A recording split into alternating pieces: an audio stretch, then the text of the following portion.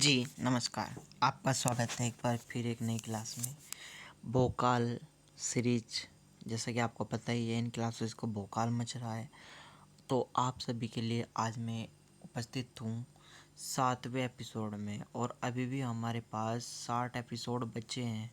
तो जल्दी से जल्दी मैं उनको ख़त्म करने की पूरी कोशिश करूँगा।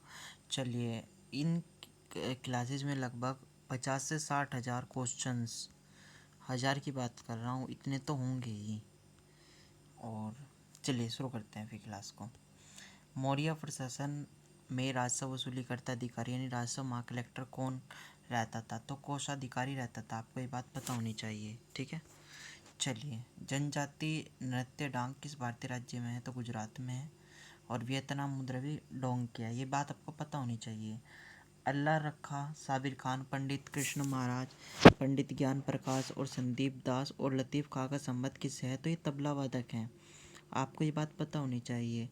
और वर्नाकुलर प्रेस एक्ट लागू किसने किया था? लीटन ने। जबकि रिफन ने स्थानीय स्वशासन का जनक था वो। और इल्बर्ट बिल विवाद और 10 की जनगणना जो कि आपके 1881 में हुई थी, वो किसने की थी? तो रिपन ने की थी। ये भी बात आप ध्यान रखिएगा।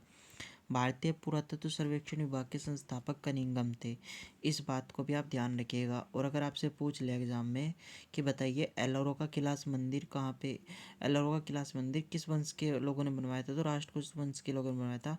और कृष्ण प्रथम इसका कौन था? राजा था, ठीक है। संस्थापक कौन था? दंती दुर्ग था। आपको पता होनी चाहिए ये बातें, ठीक है। अगर एग्जाम में पूछ ले महाबलिपुरम मंदिरम, तो तमिलनाडु में रत्न मंदिर सप्तपेंगोड़ा सबसे बड़ा युधिष्ठिर है, इसमें सबसे छोटा द्रौपदी है। वंश कौन से जुड़ा हुआ है? पल्लव वंश से जुड़ा हुआ है। चलिए आगे बढ़ते हैं। अगर आपसे एग्जाम में पूछ ले ये वाला कि आठवां शास्त्रीय नृत्य कौन सा है? तो सत्रिया है। श्रीमती शंकर देवी इसके कौन है? कलाकार है। अगर पूछ ले कि वोट डालने की उम्र 21 वर्ष से घटाकर कितनी कर दी गई? तो 18 वर्ष कर दी गई। कौन से संविधान संशोधन थे? तो 61वें संविधान संशोधन अधिनियम से। चलिए, अगर मैं बात करूँ 8 अप्रैल 1929 को क्या हुआ था? तो केंद्रीय विधानसभा में बम फेंक दिया था भगत सिंह प्लस बुकुटेश्वर दत्त ने बहिरों को सुनाने के लिए, ठीक है। चलिए आगे बढ़ते हैं। जी, तो मैं बात कर रहा हूँ महात्मा बुद्ध की, जो कि इम्पोर्टेंट है। आइए, मैं क्या बात कर रहा हूँ, इनका जन्म अगर आपसे पूछ ले तो लुम्बिनी में हुआ था।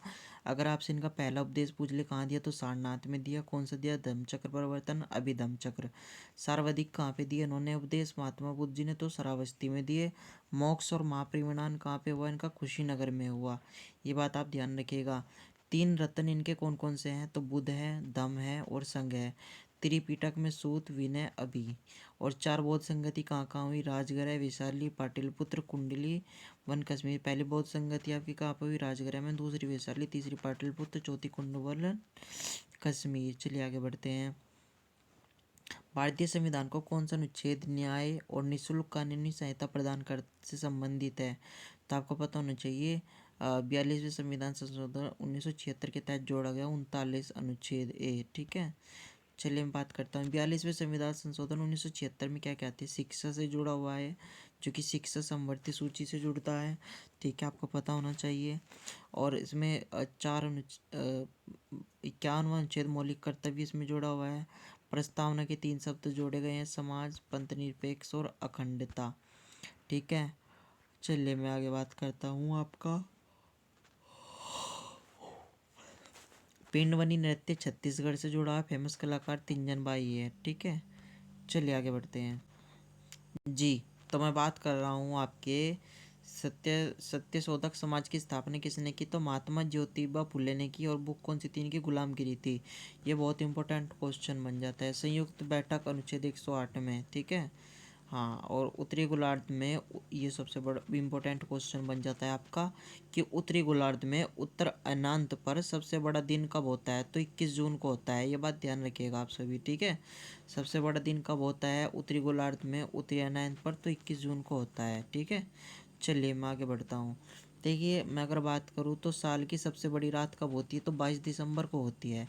एक तो इम्पोर्टेंट बात आपकी ये पूछ लेता है एग्जाम में कि बताइए साल की सबसे बड़ी रात कब होती है? तो शीत अनंत होती है 22 दिसंबर को। अगर सबसे बड़ा दिन पूछ ले तो 21 जून को होती है। और 23 सितंबर को आपका दिन रात एक होती है, बराबर होती है दिन रात। 21 मार्च और 23 सितंबर को, ये आपको पता होनी चाहिए, ठीक है।